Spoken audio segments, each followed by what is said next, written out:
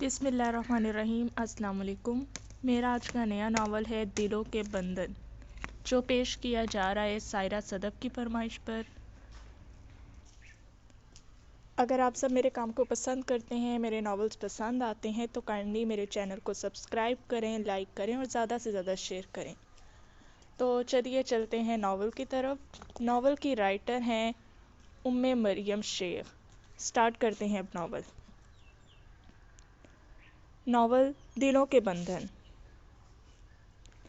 آج آفس میں اس کا پہلا دن تھا، اس لیے وہ شدید نروس تھی، اور جب اس کی کولیگ ماہم نے اسے بتایا کہ اس کے باس بہت غصیلے اور ریزرو طبیعت کے مالک ہیں، کام سے متعلق ذرا سی بھی کوتاہی برداشت نہیں کرتے، تو بے ساختہ اس کے ہاتھوں میں نمی پھوٹ پڑی۔ یہ اس کا پہلا تجربہ تھا کسی آفس میں جاب کا، جو وہ صرف مجبوری کے تحت کرنے جا رہی تھی، کیونکہ والد کی وفات کے بعد ماں اور چھوٹے بھائی کی ذمہ داری اس پر آ پڑی تھی۔ اپنے گھر میں سب سے بڑی اولاد ہونے کی وجہ سے اس نے بہت چھوٹی عمر میں یہ ذمہ داری اپنے کندھوں پر لے لی تھی۔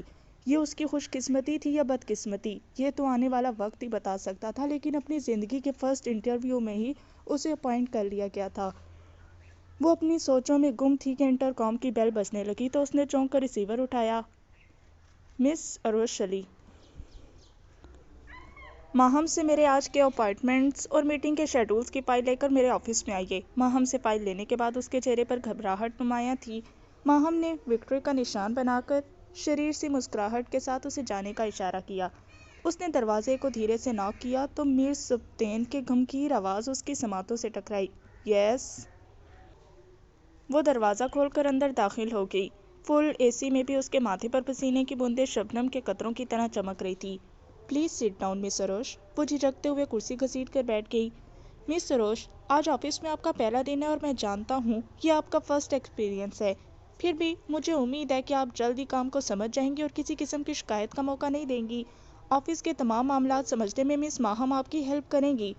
سر، میں کوشش کروں گی آپ کی شکایت کا موقع نہ دوں، اس نے دھیمے لہجے میں کہا۔ اب آپ جا سکتی ہیں اور جاوید صاحب کو بھیج دیجیے۔ Thank you sir.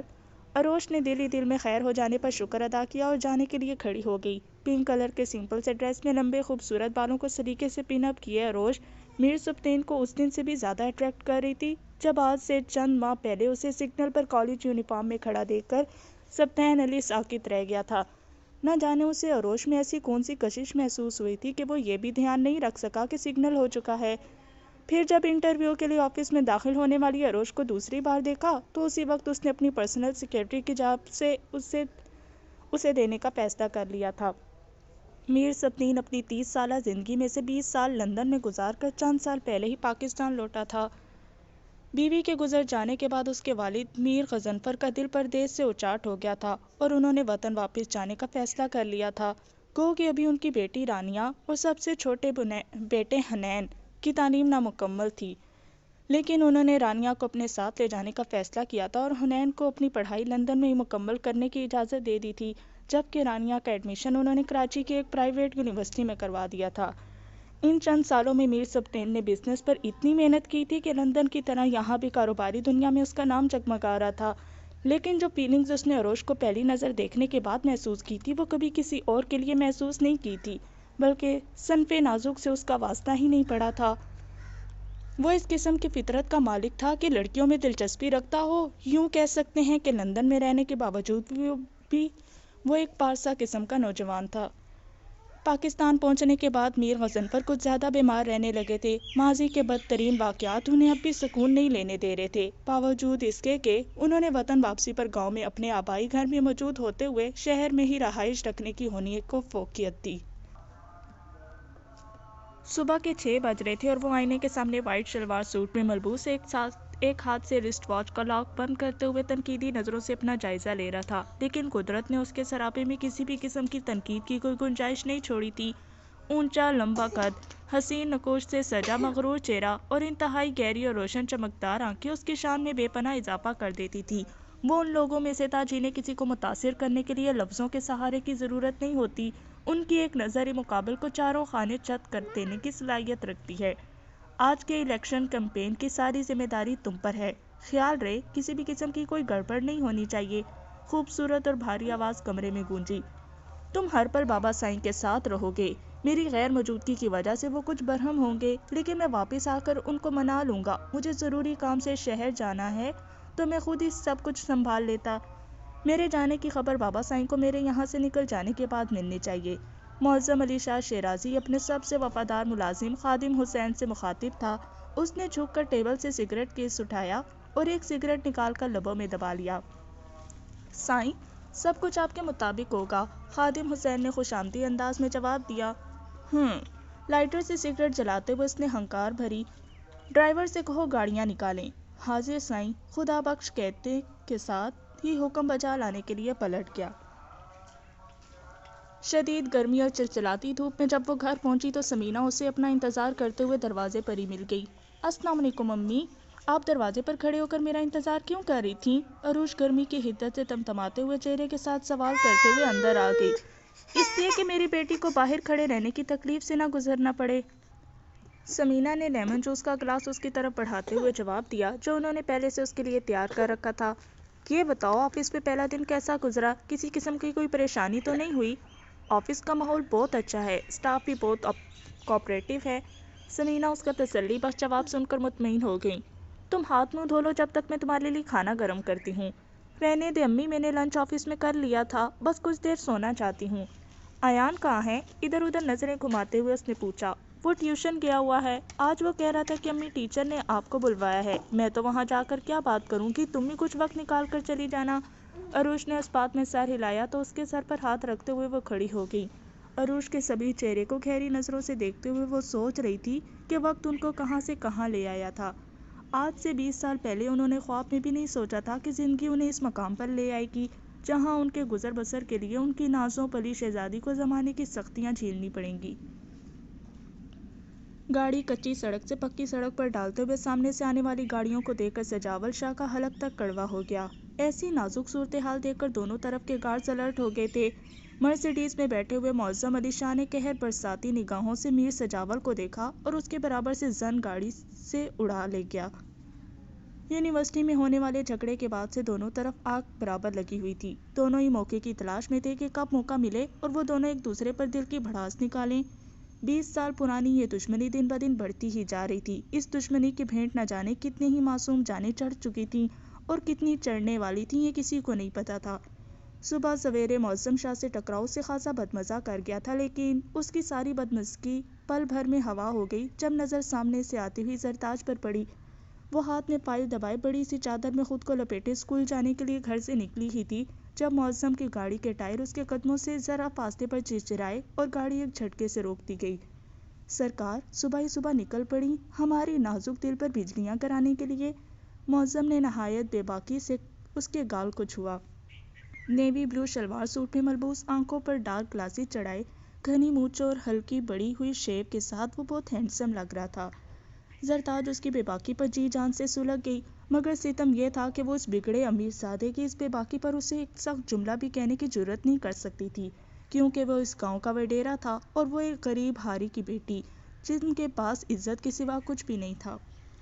حالانکہ اس گاؤں میں کچھ حدود بندیاں تھیں اور یہ علاقہ میر سجاول کی حدود سے باہر تھا، لیکن چونکہ وہ جس سکول میں پڑھاتی تھی وہ گاؤں سے کچھ فاصلے پر رہائشی علاقے سے الگ واقع تھا، یوں اکثر ہی میر سجاول اس کے دیدار کے لیے اس راستے کا انتخاب کرتا تھا اور یہ زرتاج کی بدقسمتی سمجھنے کہ اس کے گھر سے اسکول تک آنے کا یہ واحد راستہ تھا۔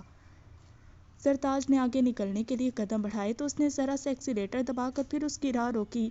تم مجھ سے دور جانے کی جو راہ ڈھونڈو گی مجھے پہلے سے وہاں اپنا منتظر پاؤ گی، اس نے سندس کے چہرے پر اترتے چڑھتے تاثرات دیکھتے ہوئے شوخی سے کہا۔ زرتاج کو اپنے چہرے پر جمی اس کی نگاہیں جھلسائے دے رہی تھیں۔ دل تو کرتا ہے تمہارے اسکول جانے پر پابندی لگا دوں، بس دل کے ہاتھوں مجبور ہوں کہ میں تمہارے دیدار سے محروم نہیں ہونا چاہتا اور نہ میرے پاس اتنی فرصت ہوتی ہے کہ تمہارے در دولت پر بنفس نفیس حاضری دوں۔ اس نے کافی مغرورانہ انداز اپنایا اور سگریٹ کا ایک گہرا کش لے کر دھواں فضا میں بکھیر دیا۔ زرتاج نے خوفزدہ ہو کر اس کی طرف دیکھا۔ دھوئیں کے مرغولے میں وہ بھی اس پر نظریں جمائے بڑی گہری نظروں سے اس کو ہی دیکھ رہا تھا۔ زرتاج نے فوراً نظریں جھکا لی اور آہستگی سے کہا، پلیز میرا راستہ چھوڑ دیں۔ چھوڑ دیتے ہیں، پہلے یہ بتاؤ منع کیا تھا نا میں نے شیرازیوں سے دور رہو، پھر ان کی حویلی کیوں گئی؟ میر نے خطرناک تیور لیے اس سے جواب طلب کیا تو زرتاج نے سہم کر اس کی طرف دیکھا۔ اتنی معمولی سی بات سے بھی میر سجاول کی باخبری نے اسے اندر تک سہما دیا۔ وہ بڑی بی بی نے بھلوایا تھا۔ زرتاج نے دھیمے سے جواب دیا، کیوں تمہاری ماں کے پیروں پر مہندی لگی ہوئی تھی؟ وہ نہیں جا سکتی تھی حاضری دینے کے لیے؟ میر سجاول بد لحاظی سے غرایا۔ زرتاج اس پل میں بدلتے روپ کو دیکھ کر مزید خوفزدہ ہو گئی۔ آج کے بعد اگر مجھے یہ خبر ملی کہ تم شیرازی واللہ کے قریب سے بھی گزری ہو تو تمہارے خاندان کے حق میں بہتر نہیں ہوگا۔ میر سجاول نے وارننگ کے انداز میں انگلی اٹھائی اور ایک جھٹکے سے گاڑی بڑھا لی۔ زرتاج بے بسی سے دھول اڑاتی گاڑیوں کو دور ہوتا ہوا دیکھتی رہی۔ ڈور بیل بجانے کے بعد وہ دروازہ کھلنے کا انتظار کر ہی رہی تھی، جبھی کسی نے اس کے بے حد نزدیک آ کر کہا، جی کس سے ملنا ہے آپ کو؟ پرشوق انداز میں استفسار کرتے ہوئے وہ بہت دلچسپی سے عروج کا جائزہ لے رہا تھا۔ وہ ایک دم بدک کر پیچھے ہٹی اور نہایت ہی غصے میں سخت سست کہنے ہی والی تھی کہ دروازہ کھل گیا اور اندر سے برآمد ہونے والی لڑکی نے نہایت خوش دلی سے کہا، ارے عروج، آپ آئی ہیں، اندر آ جائیے۔ جی ہاں، آج تو بڑے بڑے لوگ ہمارے گھر آئے ہیں، اس گھر کی تو قسمت ہی کھل گئی۔ وہ بلا وجہ بے تکان بولے جا رہی تھی۔ عروج سر جھٹک کر آگے بڑھ گئی۔ اس کے پیچھے داخل ہونے والے حماد نے اپنے کمرے میں جانے کا ارادہ ملتوی کر کے لاؤنج میں ہی بیٹھ جانا ضروری سمجھا۔ ایان کی ٹیوشن ٹیچر اریبہ عروج کو ڈائننگ روم میں لے آئی۔ یہ حماد بھائی ہیں، میرے کزن۔ ان کا گھر تو لاہور میں ہے لیکن جاب کی وجہ سے یہ ہمارے یہاں قیام پذیر ہیں۔ آپ ان کے انداز کا برا مت بنائیے گا۔ عروج اس بات کو یکسر نظر انداز کر کے ایان کے متعلق اریبہ سے سوالات کرنے لگی، مگر اس پورے دورانیے میں عروج کو خود پر کسی کی نظریں چبھتی رہیں۔ السلام علیکم۔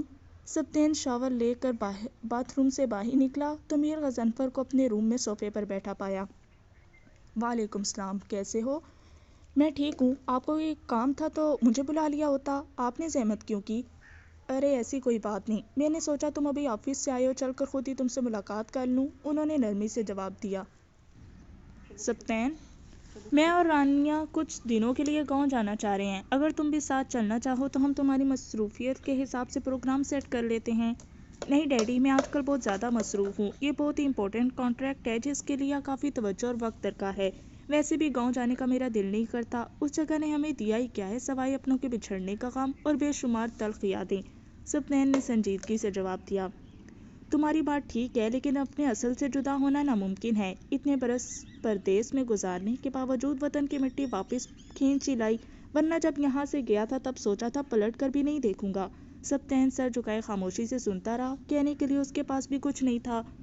زندگی میں آگے بڑھنا اور ترقی کرنا ضروری ہے، مگر اس کا مطلب ہرگز یہ نہیں کہ تم خود سے غافل ہو جاؤ۔ میں چاہتا ہوں کہ اب تمہاری اور رانیہ کی شادی ہو جانی چاہیے۔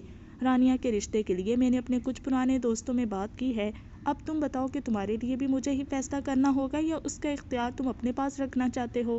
سبطین نے ذکر پر یکدم چہرہ اٹھا کر باپ کی طرف دیکھا اور اس کی نگاہوں میں چھم سے عروج کا چہرہ آیا۔ میں بھی فی الحال شادی نہیں کرنا چاہتا، جب وقت آئے گا تو میں خود آپ کو آگاہ کر دوں گا، آپ بے فکر رہیں۔ چلو ٹھیک ہے، جیسے تمہاری مرضی، لیکن دیکھو میں اس معاملے میں زیادہ تاخیر کا متحمل نہیں ہو سکتا اور طبیعت بھی اس بات کی اجازت نہیں دیتی، انہوں نے سنجیدگی سے کہا۔ اوہ کم آن ڈیڈی، آپ بالکل فٹ ہیں، پلیز ایسا کچھ مت سوچیں، ابھی آپ کو ہم سب کے ساتھ بہت لمبی زندگی جینی ہے۔ اس نے اپنی جگہ سے اٹھ کر میر غضنفر کے برابر بیٹھ کر ان کے ہاتھ تھام کر محبت سے کہا۔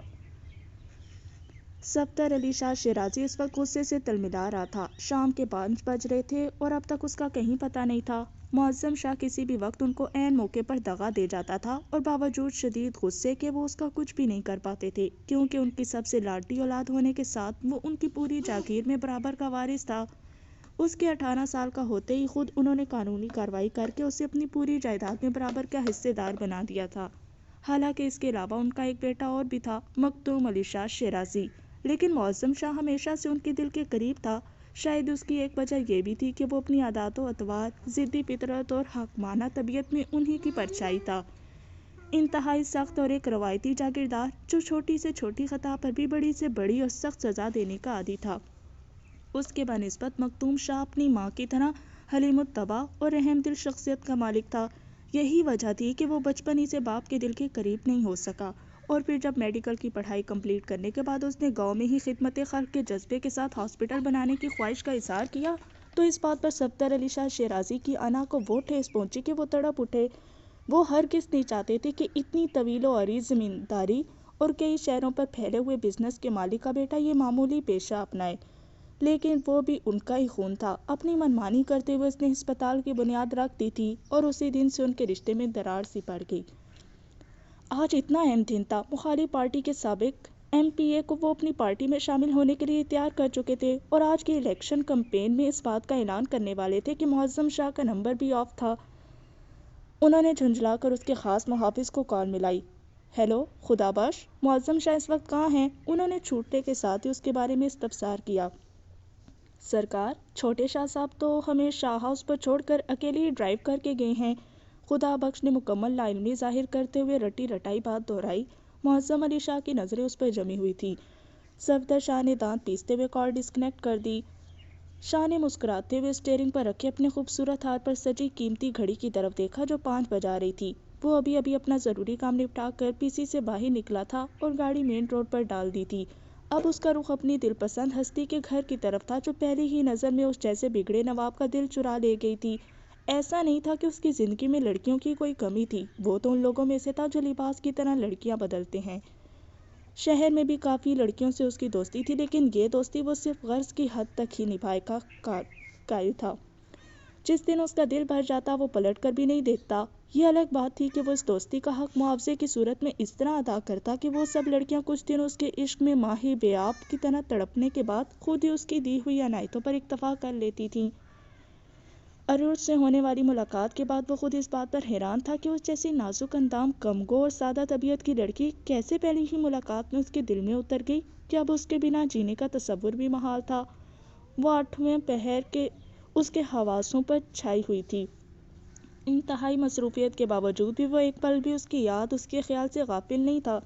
یہ بھی سچ تھا کہ پہلے پہل اس کے بارے میں جاننے کے بعد اس کے ذہن میں پہلا خیال میروں سے بدلہ چکانے کا ہی آیا تھا، لیکن جس طرح کی فیلنگز آج کل وہ عروج کے لیے فیل کر رہا تھا، عروج کا خیال آتے ہی جس طرح کے جذبات اس کے اندر مچلتے، اس سے یہی لگتا تھا کہ وہ پوری سچائی سے اسے اپنی زندگی کا ساتھی بنانا چاہتا ہے۔ جو بھی تھا، لیکن اب وہ عروج سے شادی کا فیصلہ کر چکا تھا اور بہت جلد یہ بات بابا سائنک تک پہنچانی تھی۔ دروازے پر ہونے والی دستک پر کچن میں چائے بناتی عروج نے ایک پل کے لیے ہاتھ روک کر دروازے کی طرف دیکھا۔ اس وقت کون آیا ہے؟ تم ٹھہرو، میں دیکھتی ہوں، سمینا کہتے ہوئے آگے بڑھی اور دروازہ کھول دیا۔ آنے والے کو دیکھ کر چند ثانیے کے لیے وہ ساکت رہ گئیں۔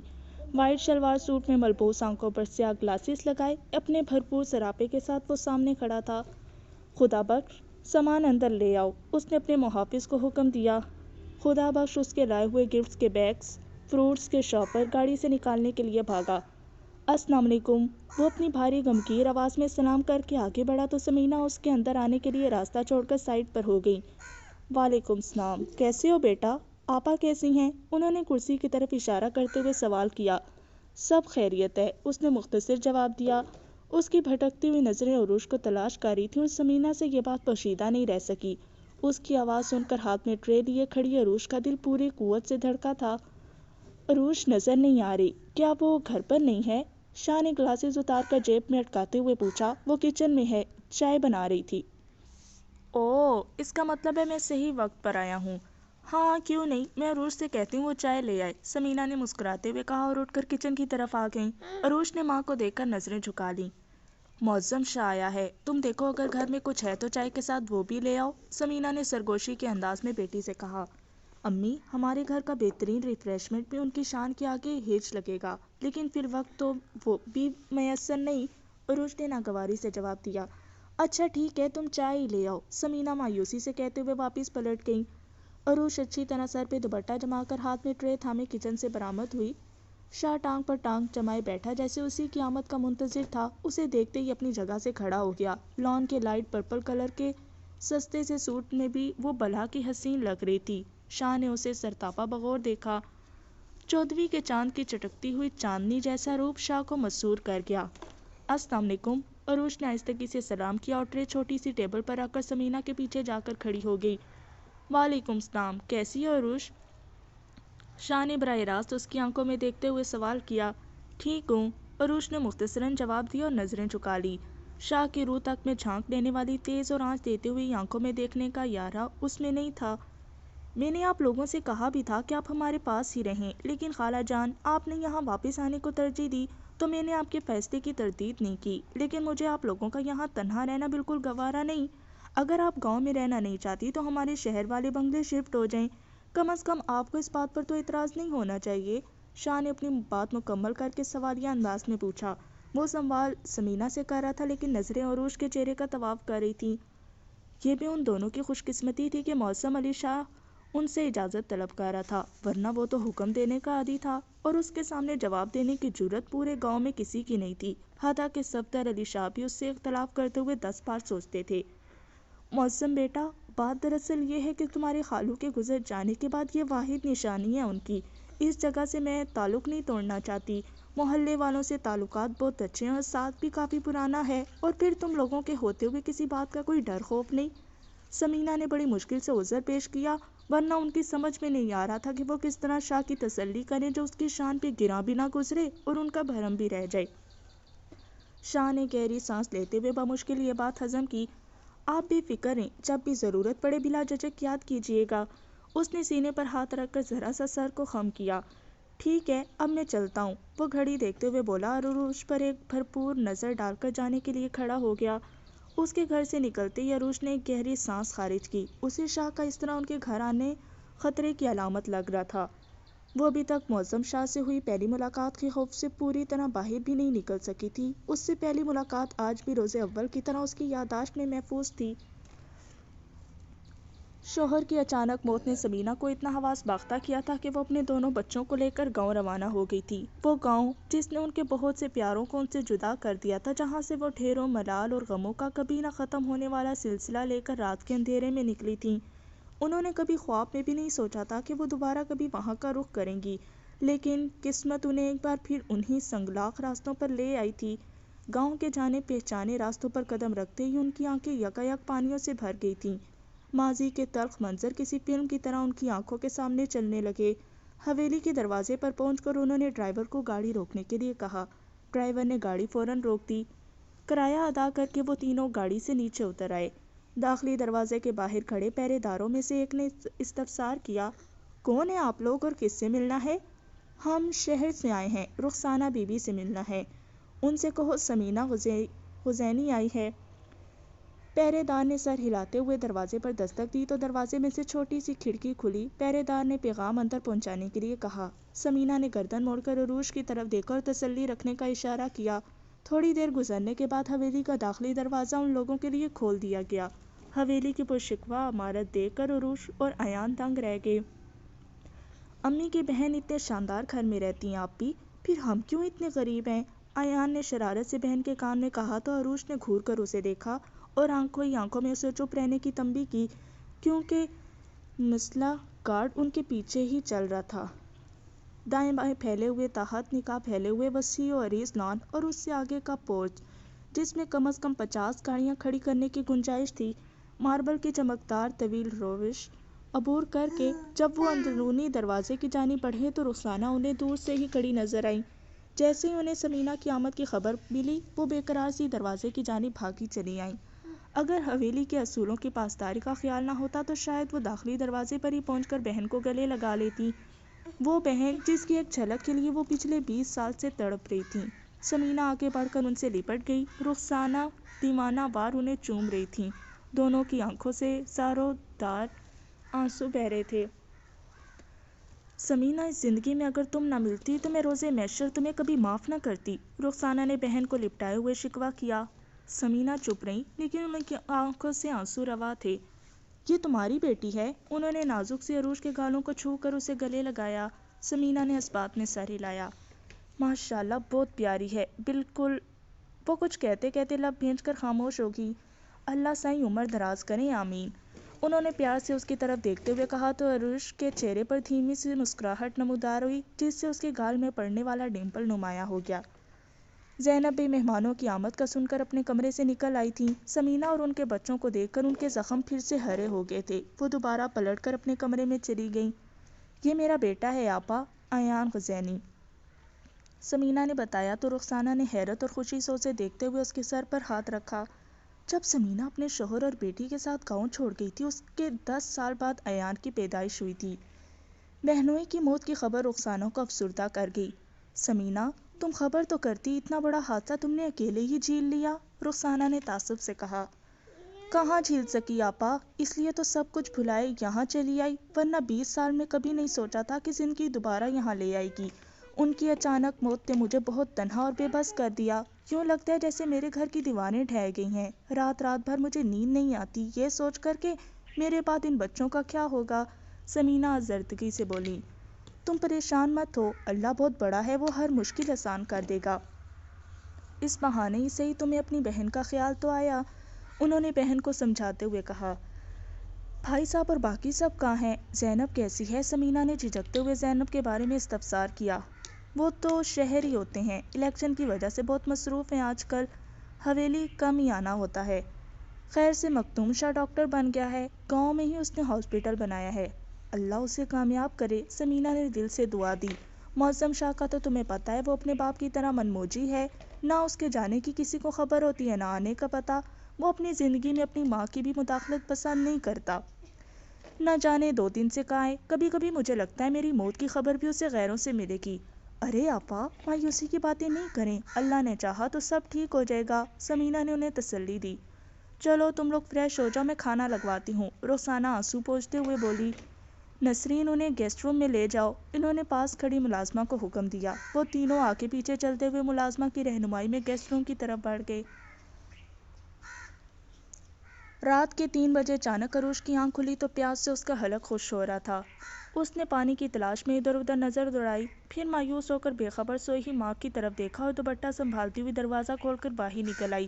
اتنی بڑی حویلی میں اس وقت ہو کا عالم تھا۔ وہ دھیرے دھیرے سیڑھیاں اترنے لگی اور جیسے ہی کچن کی طرف جانے والی راہداری کی طرف مڑی، بڑی زور سے کسی سے ٹکرائی، آنکھوں کے آگے تارے ناچ گئے۔ اس نے بڑے تیش کے عالم میں عروش کا بازو پکڑا اور دوسرے ہاتھ سے اس کی ٹھوڑی دبوچ کر اس کی آنکھوں میں دیکھ کر کرایا۔ کون ہو تم اور یہاں کیسے آئی؟ بولو۔ وہ عروش پر جھکا ہوا تھا۔ وہ 2 دن بعد آج ہی شکار سے واپس آیا تھا اور اس وقت اپنے خاص مہمانوں سے فارغ ہو کر ڈیرے سے لوٹا تھا۔ رات کے اس پہر عروش کی موجودگی اسے حیران کر گئی تھی۔ عروش کی جھیل جیسی آنکھوں سے موتیوں کی صورت ٹپ ٹپ آنسو بہنے لگے۔ اس نے بھلا کب اتنی سختی جھیلی تھی؟ ماں اور باپ دونوں نے ہی اسے کبھی پھول کی چھڑی سے بھی نہیں چھوا تھا۔ اس کے منہ سے اڑتی ناگوار بو سے عروش کے حواس معطل ہونے لگے۔ یہ ڈرامہ بند کرو اور جواب دو، کون ہو تم اور اس وقت یہاں کیا کر رہی ہو؟ کس نے بھیجا ہے تمہیں؟ وہ آنکھوں سے عروش کے آنسوؤں کی طرف اشارہ کرتے ہوئے بدلحاظی سے بولا۔ وہ میں مس مسرور غزینی کی بیٹی ہوں، ہم آج ہی شہر سے آئے ہیں، یہ میری خالہ جان کا گھر ہے، عروش نے اٹکتے ہوئے روندی ہوئی آواز میں جواب دیا۔ مسرور غزینی کا نام سنتے ہی معظم شاہ کی آنکھیں مزید سرخ ہو گئیں اور عروش پر اس کی گرفت ڈھیلی پڑ گئی، رونے سے اس کا ڈمپل نمایاں ہو رہا تھا۔ شاہ نے انگشت شہادت سے دھیرے سے اس کے ڈمپل کو چھوا اور اسے اپنی گرفت سے آزاد کر دیا۔ موقع پاتے ہی عروش الٹے پاؤں سیڑھیاں پھلانگتے ہوئے بھاگ گئی۔ شاہ کی نظروں نے اوپر تک اس کا پیچھا کیا، پھر پیشانی مسلتے ہوئے اس نے مسرور غزینی کا نام دہرایا۔ مسرور غزینی مطلب تیمور علی غزینی کی بیٹی۔ اس نام نے اس کا سارا نشہ ہرن کر دیا تھا۔ میر نگر والوں سے بدلہ چکانے کا ایک اہم اور نازک مورا خود چل کر اس کے گھر آ گیا تھا، یہ سوچ اسے اندر تک سرشار کر گئی تھی۔ اپنی دلکش مونچھوں پر انگلیاں گھماتے ہوئے شاہ کے چہرے پر بڑی خوبصورت مگر خطرناک مسکراہٹ ابھری تھی۔ عشاء کی اذان اس کے کانوں میں پڑی تو عروش ایک جھرجھری لے کر خیالوں کی دنیا سے باہر آ گئی۔ مس عروش، آپ کو ذرا سا بھی احساس ہے آپ سے کتنی بڑی کوتاہی ہوئی ہے؟ آپ کی وجہ سے میری کمپنی کو کتنا بڑا نقصان ہو سکتا تھا؟ میر سبطین نہایت غصے میں اس سے مخاطب تھا، لیکن پھر بھی اس کی آواز دھیمی اور انڈر کنٹرول تھی۔ سر، ایکسٹریملی سوری، آپ کے سائن لینے کے بعد میں نے وہ فائل اپنی ٹیبل پر ہی رکھ دی تھی، پھر پتہ نہیں کیسے وہ فائل بینک بھجوانا ہو۔ عروش نے شرمندگی سے انگلیاں مروڑتے ہوئے اپنا سر جھکا لیا، اس کی آنکھوں میں تیرتی نمی نمایاں تھی۔ سبطین نے لمب بھیج کر اسے دیکھا اور بالوں میں انگلیاں پھنساتے ہوئے خود کو ریلیکس کرنے کی کوشش کی۔ اوکے، آپ جا سکتی ہیں اور آئندہ خیال رہے اس قسم کی غلطی نہ ہو۔ اس نے مزید سرزنش کرنے کا ارادہ ترک کر دیا تھا، پھر بھی دھیمے لہجے میں عروش کو تنبیہ کی۔ اوکے سر، آئندہ ایسی غلطی نہ ہوگی، میں پوری کوشش کروں۔ وہ بمشکل صرف اتنا ہی کہہ سکی اور کمرے سے نکل گئی۔ سبطین نے اپنے رویے پر تعصب سے سر جھٹکا اور موبائل پر کال ملانے لگا۔ अरुष अपने कैबिन में आई। चेयर पर बैठते हुए उसने आंखों की नमी को जल्दी से हलक में उतार लिया। ठीक है, गलती मेरी ही थी, मुझे इतना लापरवाह नहीं होना चाहिए, उसने खुद को समझाया। इस इंसल्ट पर वो रोहानसी हो गई थी। वो भी क्या करती। जिस दिन से मौसम शाह अचानक उनके घर आया था उस दिन से वो कोई भी काम ठीक से नहीं कर पा रही थी। शाह की आंखों में लो देती जज्बों की आंच से उसके मन में खौफ ने डेरे किए थे। जब से वो हवेली होकर आई थी वहाँ की शानो शौकत और अमारात के आगे उसे अपना आप बहुत कमतर लग रहा था। उस पर खालू जान का सर्द मोहर रवैया उसे बहुत कुछ सोचने पर मजबूर कर रहा था। वो उनके हवेली में क्याम पर खुश नहीं थे। वो कोई ख्वाबों में रहने वाली लड़की नहीं थी। हकीकत से नजरें चुराना उसकी सरशत में नहीं था। वालिदैन ने उसकी तरबियत भी उसी अंदाज में की थी कि वो 20 साल की उम्र में अपनी उम्र से ज़्यादा बुर्दबार और हकीकत पसंद हो गई थी। शाह की आमद का मकसद वो अच्छी तरह जानती थी। हवेली में इतने दिन गुजारने के बाद वो इतना तो समझ ही गई थी कि वो बेमतलब किसी को अहमियत देने वालों में से नहीं, लेकिन अरूज का दिल उसे इजाज़त नहीं दे रहा था कि वो शाह की पेशकदमी को खैर मुकद्दम करे। यही सोच उससे इतना उलझा गई थी कि वो घर तो क्या ऑफिस में भी गायब दिमागी से काम ले रही थी, जिसकी वजह से आज उसे अच्छी खासी झाड़ पड़ी थी। वो दोबारा ऐसी किसी कोताही के मुतहम्मिल नहीं हो सकती थी, इसलिए हर सोच को अपने जहन से झटक कर सामने पड़ी फाइल पर झुक गई।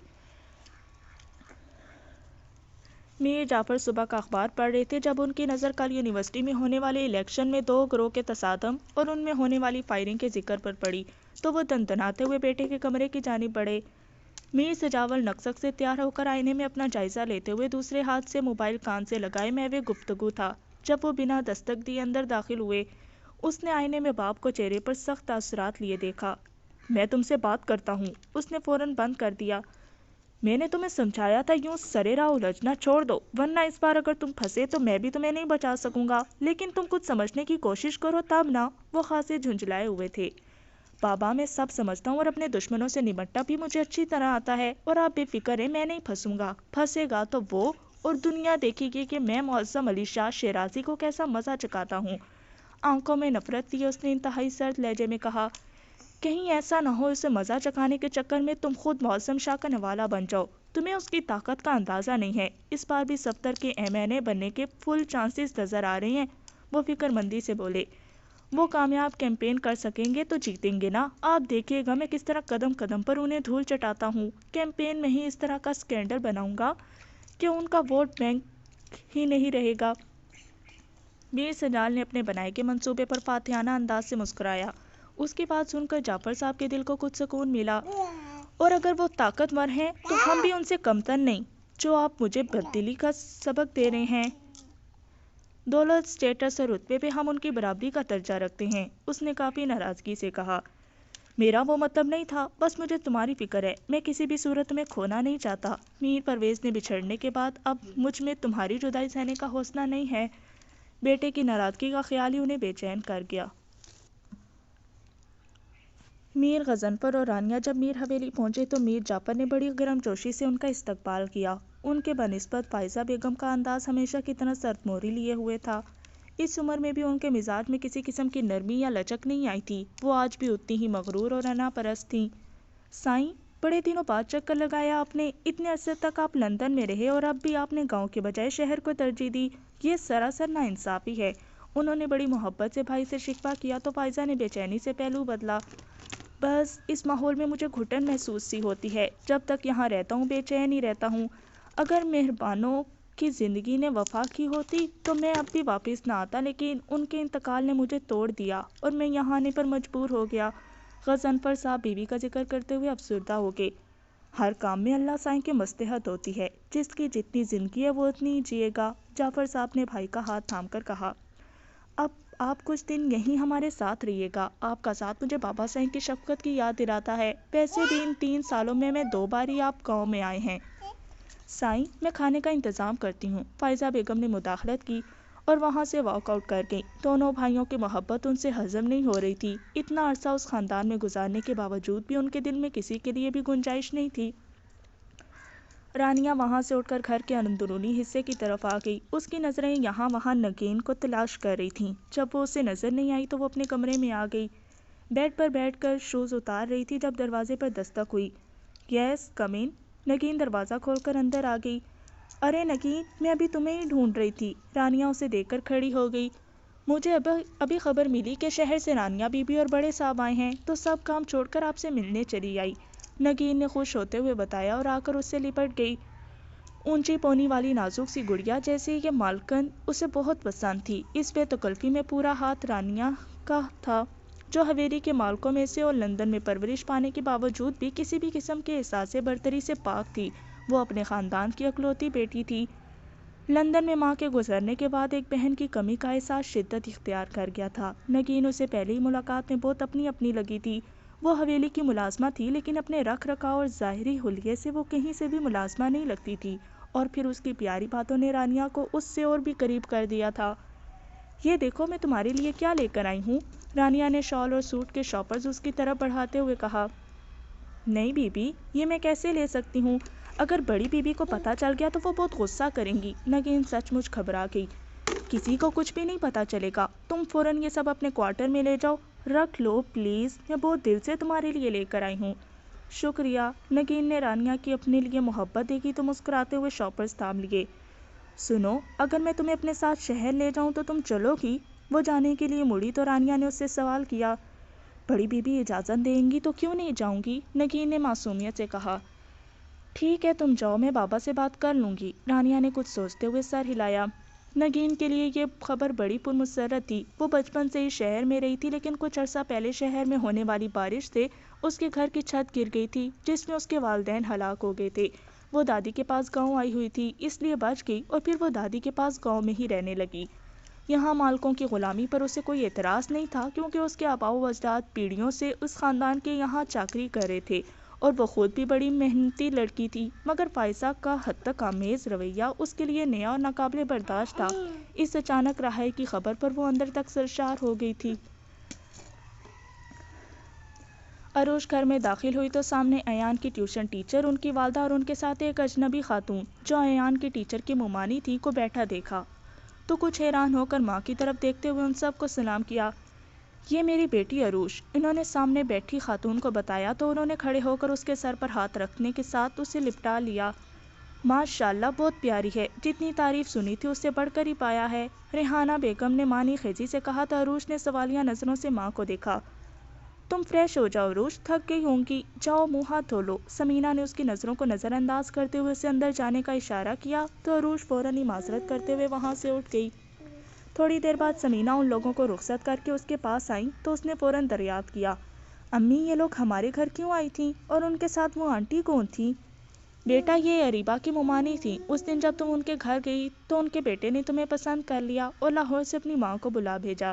وہ اسی سلسلے میں آئی تھی، کہہ رہی تھی ان کا بیٹا یہاں جاب کرتا ہے اور مستقبل میں یہیں اپنا گھر بسانے کا ارادہ رکھتا ہے، اس لیے ہم اس بارے میں سنجیدگی سے سوچ کر جواب دیں۔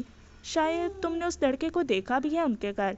اریبہ بتا رہی تھی جس دن تم ان کے گھر گئی تھی وہاں وہ بھی موجود تھا۔ اریبہ نے اس بات میں سر ہلایا۔ اگر فیملی اچھی ہے اور میں باسط صاحب سے کہہ کر تھوڑی چھان بین بھی کروا لوں گی تو اس رشتے میں کوئی قباحت نہیں، ویسے بھی وہ لوگ بڑی چاہ سے مانگ رہے ہیں تمہیں، سمینہ نے اپنی پڑوسی باسط صاحب کا حوالہ دیتے ہوئے کہا، جن کی فیملی سے ان کے گھر جیسے ہی تعلقات تھے۔ امی ہم اتنی جلدی کیسے انجان لوگوں پر بھروسہ کر سکتے ہیں؟ مجھے کچھ بھی ٹھیک نہیں لگ رہا، ویسے بھی میں اتنی جلدی آپ کو تنہا چھوڑ کر نہیں جا سکتی، کم از کم ایان کے میٹرک کرنے تک تو بالکل نہیں، عروش نے صاف جواب دیا۔ اسے حماد کا لوفرانہ رویہ بھی یاد آ گیا۔ اس دن اریبہ کے گھر ہونے والی اس ملاقات میں اسے حماد کی آنکھوں میں اپنے لیے ہوس کا بخوبی اندازہ ہو گیا تھا، اور خود پر چبھتی ہوئی نظروں نے اسے اچھا خاصا بے چین کر دیا تھا۔ وہاں دو گھڑی بیٹھنا اس کے لیے دوبر ہو گیا تھا، کجا کہ اس کے رشتے کو امی اتنا سیریس لے رہی تھیں، اس بات پر وہ جھنجھلا کر رہ گئی۔ سمینہ اس کے دو ٹوک جواب پر خاموش ہو کر رہ گئی۔ حماد کی اچھی جاب کا سن کر وہ اس رشتے کے لیے سنجیدہ ضرور ہو گئی تھی، وہ عروش کی شادی جلد سے جلد کرنے کی خواہش مند بھی تھی، چاہتی تھی کہ ان کی زندگی میں ہی عروش اپنے گھر کی ہو جائے۔ بہرحال اس معاملے میں وہ جلد بازی یا اپنی مرضی مسلط نہیں کرنا چاہتی تھی۔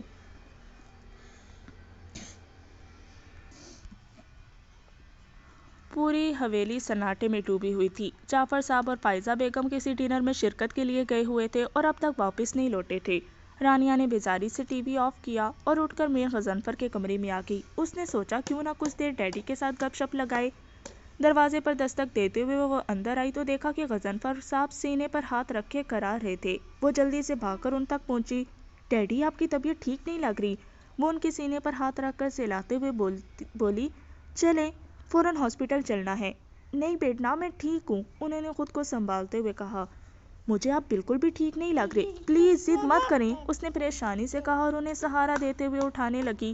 وہ انہیں لے کر باہر نکل آئی۔ نگین، نگین، ڈرائیور سے کہو جلدی سے گاڑی نکالے۔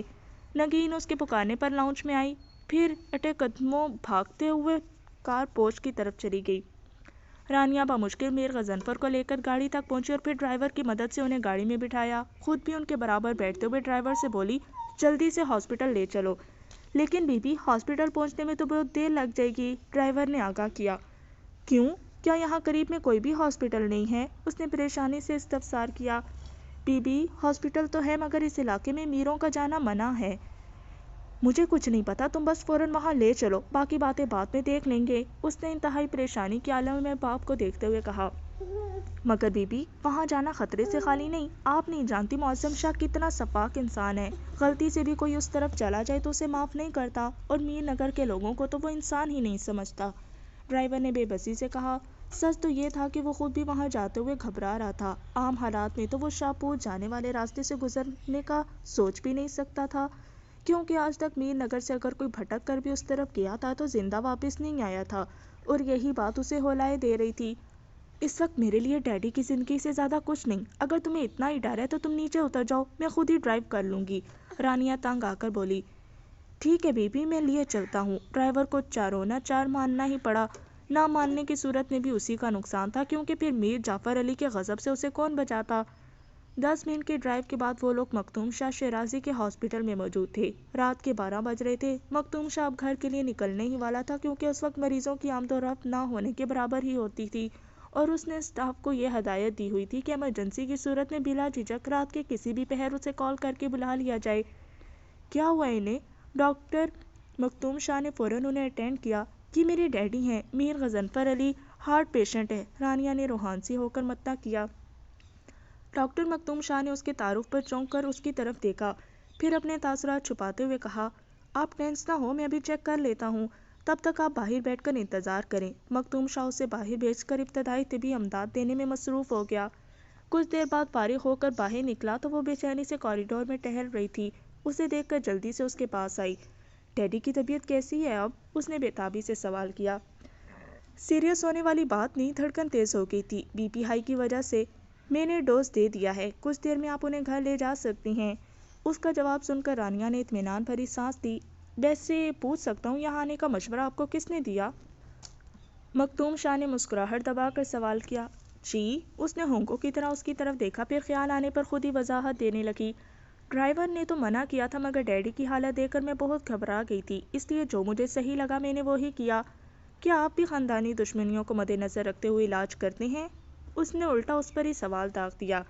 نہیں، میں انسانیت کو مد نظر رکھتا ہوں، اور مجھے میرا پیشہ یہ اجازت نہیں دیتا کہ میں علاج کرتے ہوئے دوست یا دشمن کے بھروں کو سامنے رکھوں، میرے لیے سب انسان برابر ہیں، اور ویسے بھی میں اس دشمنی کو بے معنی سمجھتا ہوں۔